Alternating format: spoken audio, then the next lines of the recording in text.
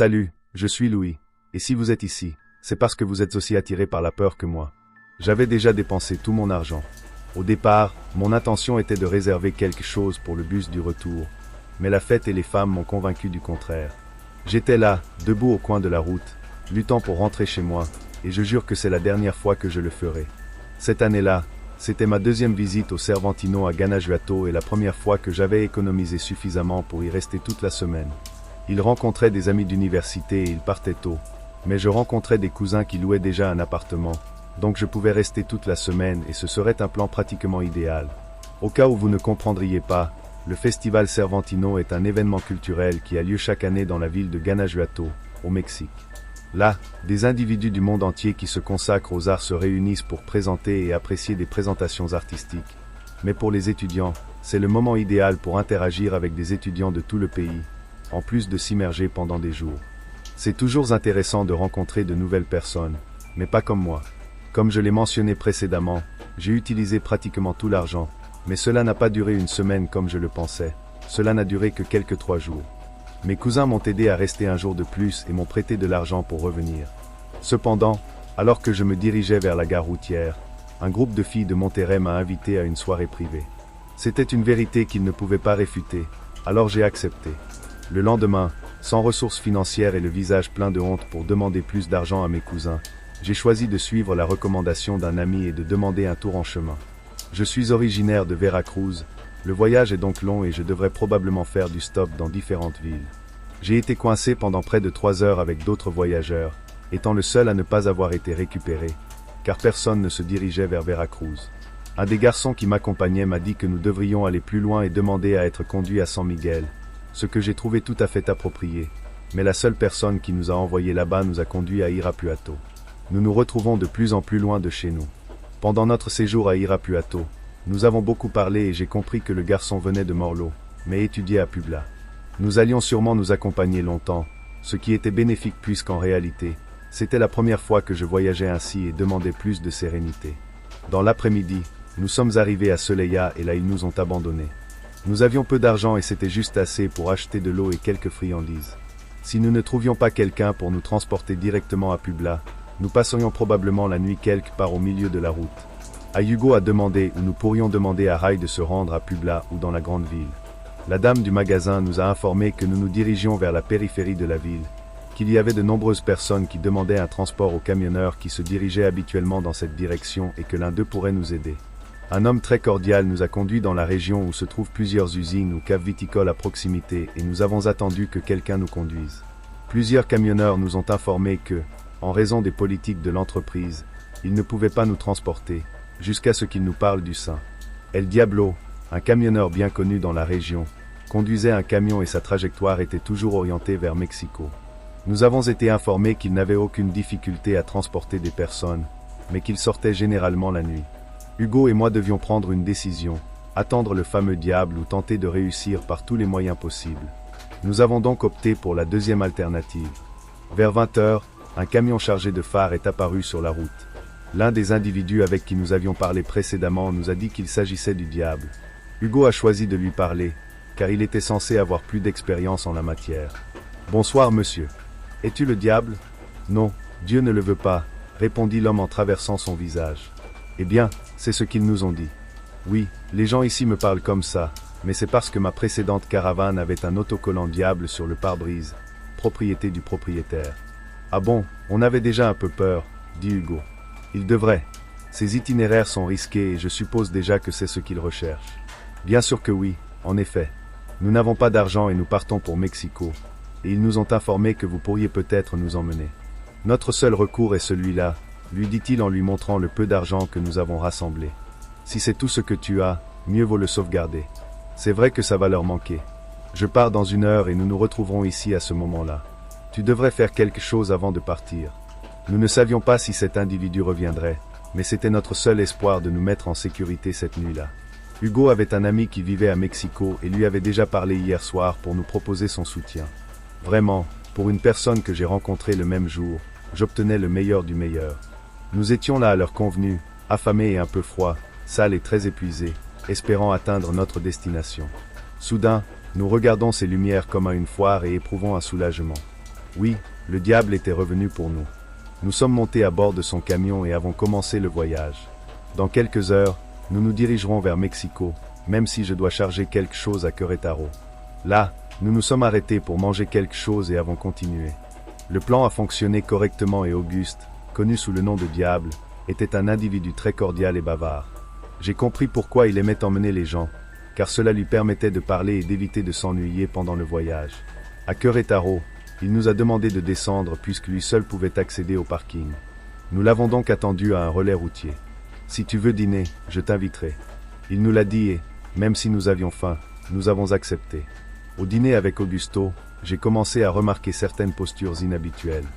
Il racontait quelque chose et riait, mais il serrait Hugo dans ses bras ou lui touchait la jambe pendant qu'il lui parlait.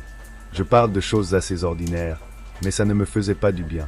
Je me suis levé de la salle de bain et avant de partir, un autre homme m'a dit « Fais attention à ce diable impitoyable, il a des trucs assez particuliers. » J'ai juste ri et je suis parti en pensant qu'un de ses amis faisait une blague. Hugo et Augusto m'attendaient déjà dans le camion, et quand je suis arrivé, Augusto m'a dit « Si tu ne veux pas dormir un instant, je peux t'ouvrir la cabine pour que tu puisses te détendre. » En fait, je voulais le faire, mais quelque chose dans les yeux de Hugo me disait que je ne devrais pas le faire. Je lui ai dit que peut-être plus tard nous continuerions notre route. Il était déjà tard et nous estimions que nous arriverions à Mexico vers 1h du matin. Nous logerions à Xolotl près de l'aéroport. Nous devions donc continuer notre route, mais les plans ont été immédiatement modifiés. Chavo, la route va varier un peu. Je vais prendre tout l'arc nord pour entrer à Texcoco. Je dois d'abord y laisser quelque chose. Cela ne vous dérange pas, n'est-ce pas? Il a interrogé. Non, nous n'avons pas non plus d'autre alternative. Hugo répondit un peu sérieusement. Parfait, j'aime que ce soit des jeunes réfléchis. Ce serait bien si tu t'arrêtais dans une station-service, puisque je veux aller aux toilettes. Alors faites-le sur l'autoroute, puisque j'ai déjà chargé le camion et que je ne peux plus m'arrêter, car l'entreprise pourrait penser que je traite le camion. Pendant le trajet, Hugo se limitait à parler et Augusto essayait de converser avec nous, mais la situation dégénérait déjà. Je ne suis pas sûr de ce qui s'est passé pendant qu'il se dirigeait vers la salle de bain. Alors j'ai bâillé et Augusto m'a encore proposé de m'allonger dans cette petite cabane. Il était tellement épuisé qu'il finit par l'admettre. Nous sommes restés sur la route pour que je puisse me coucher et Hugo en a profité pour faire ses besoins. Ce type est très particulier, il faut prévenir quelqu'un. Il m'a dit qu'aucun d'eux n'avait de balance et que, dans ma situation, il n'avait même pas de batterie. J'ai pris son observation comme décontractée et nous étions épuisés, affamés et probablement de mauvaise humeur. Je me suis installé dans la cabine et je me suis endormi. Je me suis réveillé une demi-heure plus tard à cause du bruit puissant des freins. J'ai réalisé que nous étions bloqués, mais que nous ne pouvions rien voir à l'extérieur. Il observait les voix, mais ne comprenait pas complètement ce qu'elles exprimaient. Soudain, j'ai commencé à entendre des bruits semblables à des impacts et j'ai essayé de m'enfuir. Malgré mes efforts, la porte ne s'ouvrait pas et il semblait y avoir une serrure que seul le conducteur pouvait ouvrir. J'étais déjà extrêmement nerveux et je pensais qu'Hugo pourrait être confronté à des difficultés ou à quelque chose de similaire. J'ai commencé à supplier pour qu'on me laisse sortir, mais personne ne semblait prêter attention à moi. J'ai commencé à ouvrir la porte pendant que j'entendais tous ces bruits au-dessus et du coup, j'ai arrêté de les entendre. Le bruit de la porte fut le suivant et il avait abandonné le camion. Je suis resté silencieux pour mieux entendre, mais seules des empreintes de pas étaient perceptibles au sol. Pendant quelques minutes, je suis resté ainsi jusqu'à ce qu'Augusto m'ouvre la porte. « Le saviez-vous » Il m'a demandé perturbé. « Que votre ami a-t-il essayé de m'agresser ?»« OMS, cela ne peut pas arriver. Où se trouve-t-il » Nous nous sommes battus un peu et quand il a essayé de m'attraper avec un couteau, il n'a pas pu et il est descendu et s'est rapidement dirigé vers la montagne. Je vous promets que je n'avais aucune connaissance de rien. Je l'ai trouvé le matin à Guanajuato, mais je ne connaissais pas ses intentions. Augusto a mentionné qu'il procéderait à une vérification pour s'assurer que je n'avais pas d'armes avec moi et qu'il vérifierait également mon sac à dos. Hugo y avait abandonné ses affaires. Je n'arrivais pas à croire que ce garçon essayait d'attaquer un camion en pleine nuit, mais ça justifiait un peu le changement de posture.